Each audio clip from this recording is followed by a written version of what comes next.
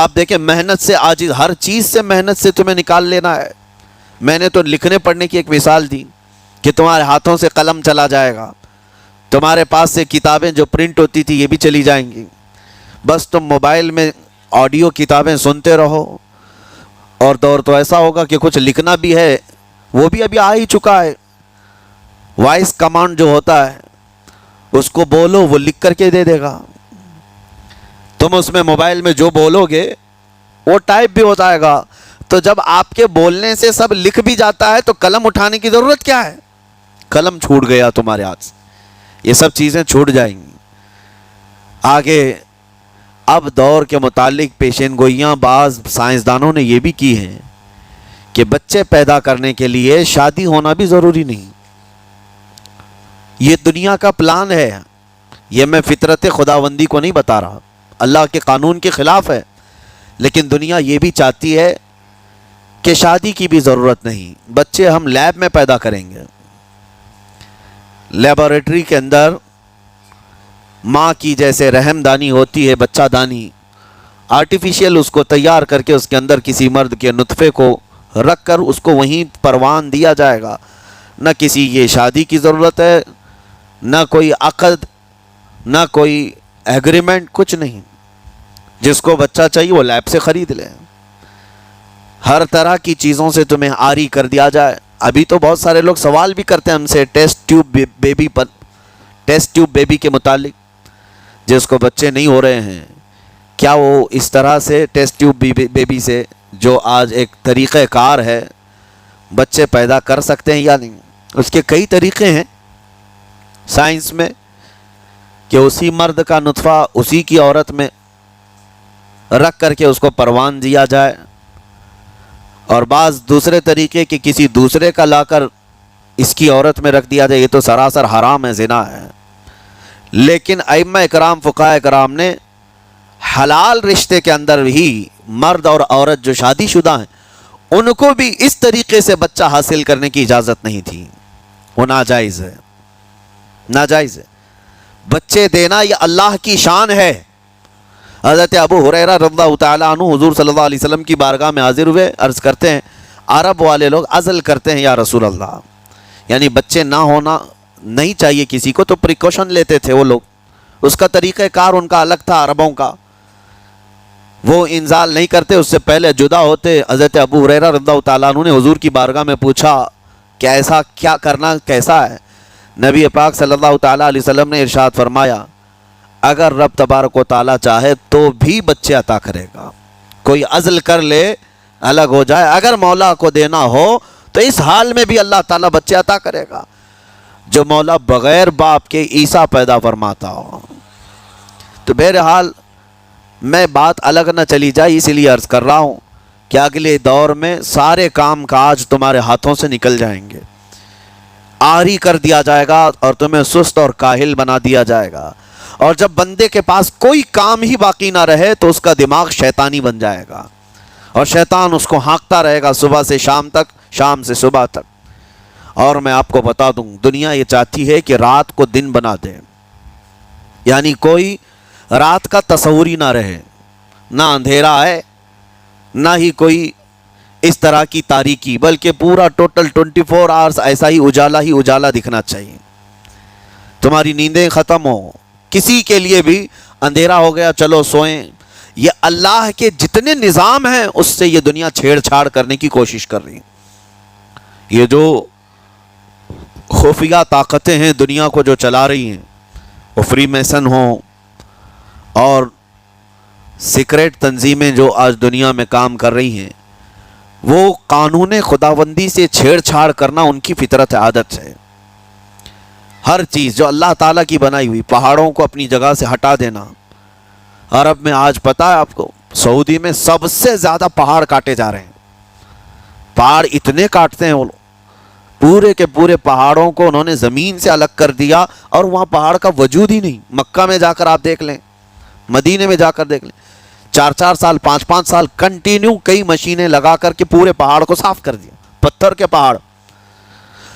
اصل میں یہ نظام قدرت ہے، پہاڑ یوں ہی نہیں بنائے اللہ نے زمین پر۔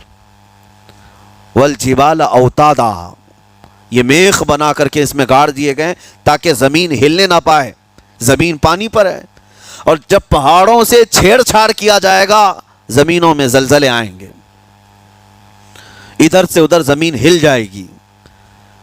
اور تو اور انہوں نے اپنی ٹیکنالوجی کو بڑھاتے بڑھاتے قانون خداوندی میں چھیڑ چھاڑ کے لیے کیا نہیں کیا، انہوں نے جعلی اور آرٹیفیشل ارتھ کویک لانے کی کوششیں کی، مصنوعی زلزلے، مصنوعی بارش ہوتی نہیں، لیکن پورے کلاؤڈ کو جمع کر کے، بادلوں کو جمع کر کے ایک جگہ، اور پھر اس کو کیمیکل کے ذریعے سے پانی برسا دیا جائے۔ لوگوں کو لگتا ہے کہ ابر چھا گیا اور پانی آنے لگ گیا، یعنی بارش بھی مصنوعی برسائی جائے، ہوائیں بھی مصنوعی چلائی جائیں، پہاڑ بھی کاٹ دیے جائیں، جعلی زلزلے لائے جائیں۔ سونامی کو بھی لانے کی ترکیبیں ان لوگوں نے سوچی کہ زیر زمین جو لاوا ہوتا ہے اس کے اندر دھماکہ کر دیا جائے تاکہ پانی کی موجیں بے قابو ہو کر بہت زیادہ لہریں اٹھ جائیں اور دنیا میں تباہی مچائیں۔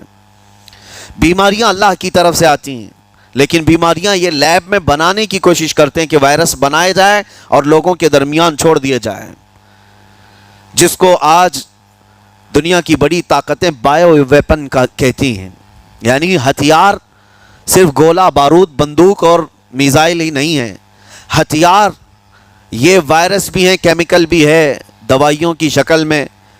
یہ برسوں سے یہ تنظیمیں اس بات پر کام کر رہی ہیں، حتیٰ کہ یہ نظام قدرت کو، نظام خداوندی کو پورے اکثر بدلنے کے لیے انہوں نے مردوں کو عورت بنانا، عورتوں کو مرد بنانے کی بھی مہم چھیڑ رکھی ہے۔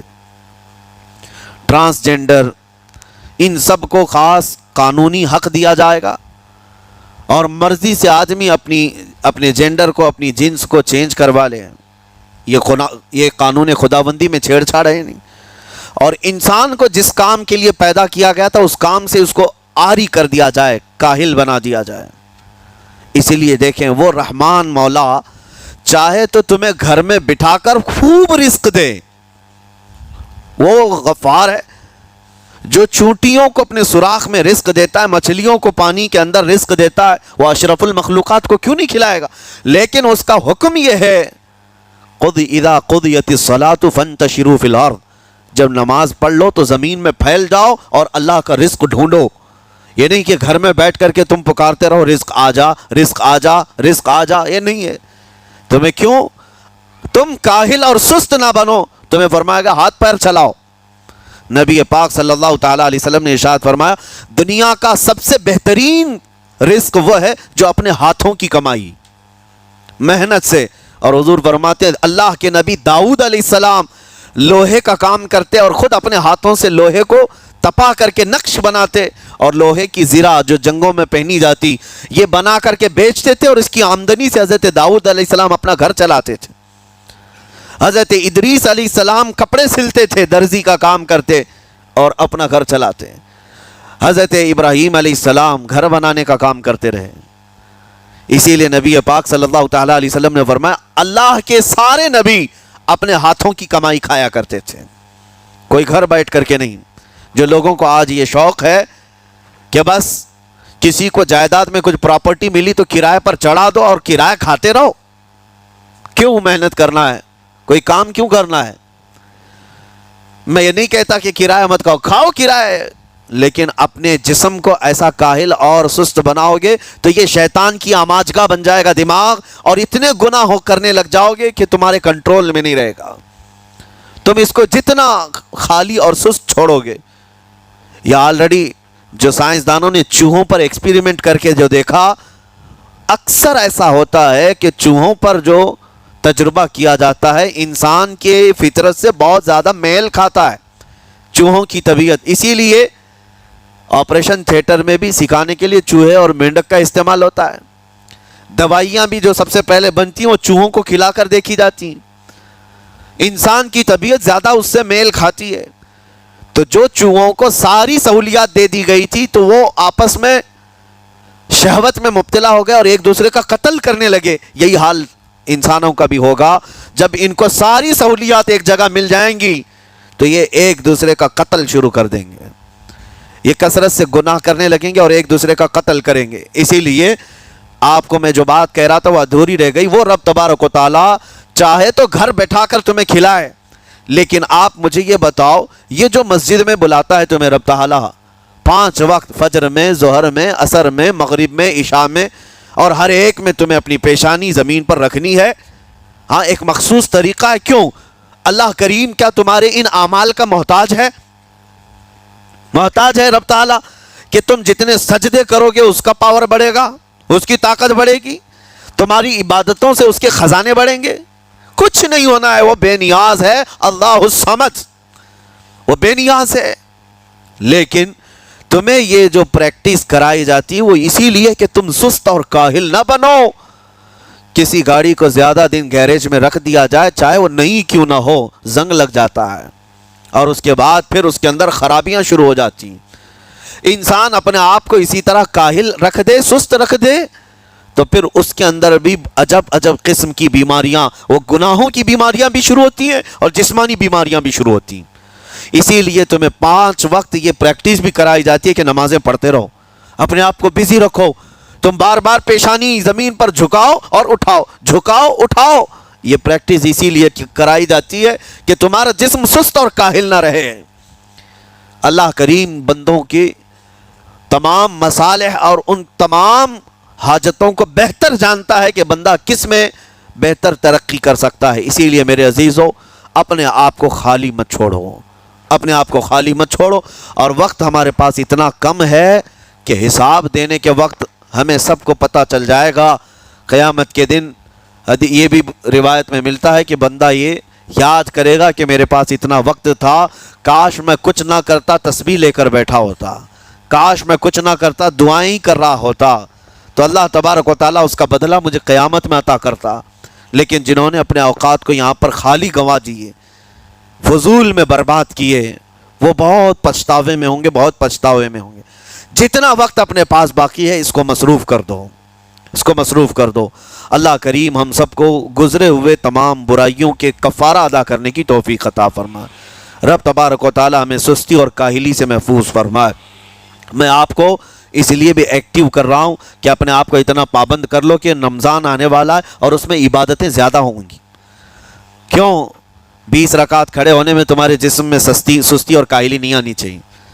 ہاں، ایک دن تراویح میں جوش میں آیا اور دوسرے دن افطاری کر کے خراٹے لینے لگ گیا، کھا کر کے پورا سو گیا، اور اس کے بعد پھر پتہ چلا سیدھے شب قدر میں آیا ہے. تو رمضان المبارک کو بھی جن لوگوں نے ایسا برباد کیا وہ پچھتاتے رہ جائیں گے. اور کچھ نہیں، رمضان ہر دن نہیں آنے والا ہے اور ہر مہینے نہیں آتا ہے، سال میں ایک مرتبہ رمضان اللہ کا مہمان ہے. اس کے آنے سے پہلے اس کی آنے کی تیاریاں بھی کر لو. اپنے جسم کو ابھی سے اتنی عادت ڈالو، بلکہ جسم کو نہ صحیح لیکن دماغ کو اتنا بنا لو کہ مجھے یہ کرنا ہی ہے. یہ رمضان آئے گا تو میں ختم قرآن ضرور کروں گا، یہ رمضان آئے گا تو تراویح کی 1 رکعت بھی میری مس نہیں ہوگی، یہ رمضان آئے گا تو پورا قرآن میں تراویح میں ضرور سنوں گا، یہ رمضان آئے گا پورے رمضان میں ہر دن میں نبی پاک صلی اللہ علیہ وسلم پر 100 بار درود ضرور پڑھوں گا. یہ عہد ہوتے ہیں، یہ رمضان کی تیاریوں کے طریقے ہوتے ہیں. قرآن پاک پورا ختم کریں گے انشاءاللہ.